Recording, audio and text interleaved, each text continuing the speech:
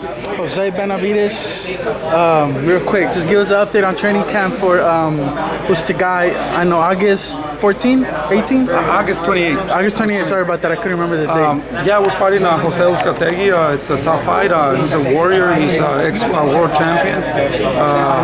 Tough fight, but at the end of the day, we got to take care of business. We got to look impressive in order to get those big fights.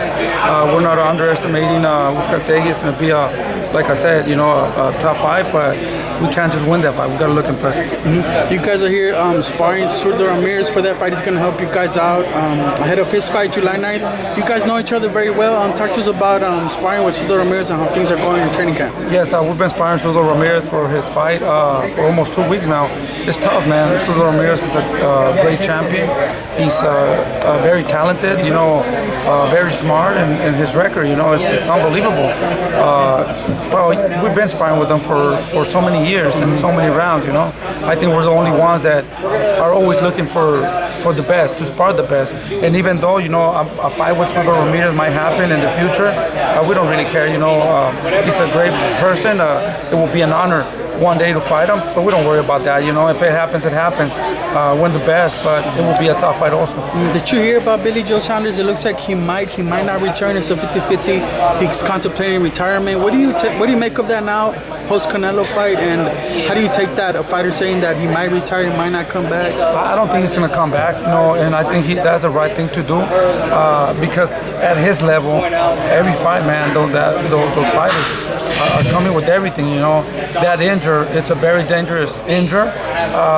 If he gets hit again, he could probably lose his eye.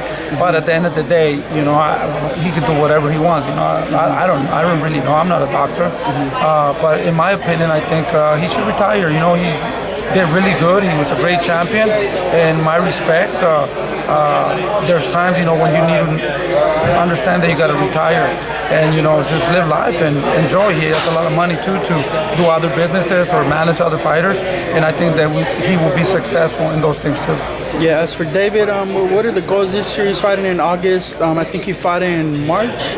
Yeah, the goal is just right now is just get ready for August 28th and look impressive. And things will come right now. There's so many good fighters up there.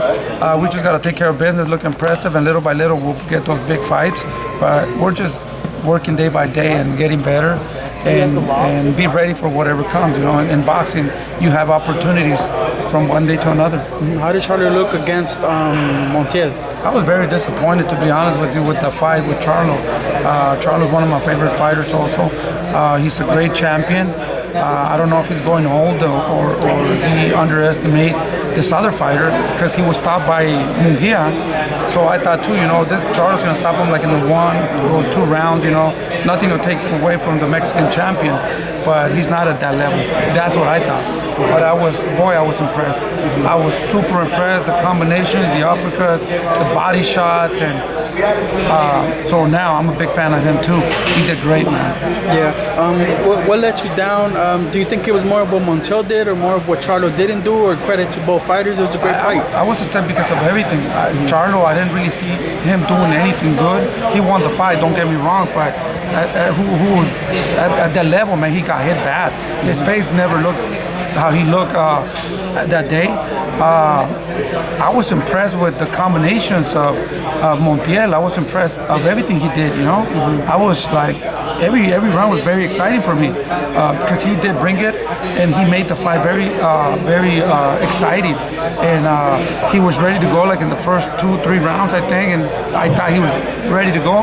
He came back and he came stronger in the condition. He prepared himself very well.